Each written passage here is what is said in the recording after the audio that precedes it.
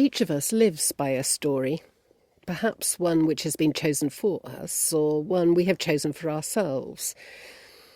It may not be very coherent or conscious and may only emerge when we try to find ways to bring up our children or run a business or lead a community, when we hear ourselves saying, "Mum used to," or "My boss once said," or "My wise friend taught me."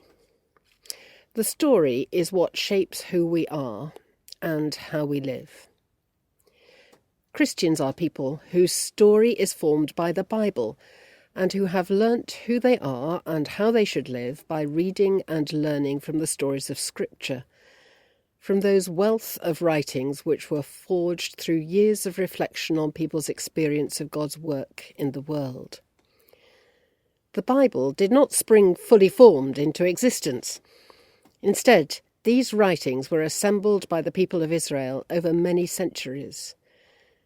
What we now call the Old Testament is made up of three main collections: the Torah, the first 5 books of the Bible, which as well as law contain many important stories about the origins of Israel; the prophets, which contain books which we might call historical, like 1 and 2 Samuel and 1 and 2 Kings, as well as the prophecies of people like Isaiah; and the writings, which contains a wide variety of different kinds of books, from the Psalms to the Book of Esther.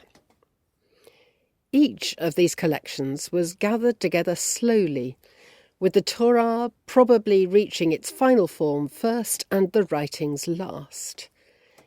Even at the time of Jesus, the details of what should be included in the tradition was still disputed.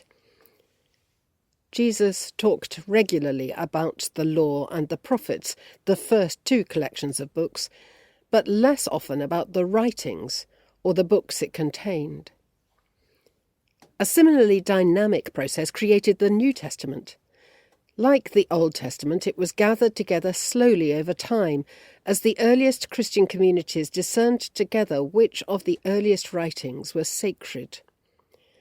Contrary to some popular opinion, the decision to include some texts and not others was not arbitrary and imposed by a few people, but emerged through general agreement between different communities of Christians.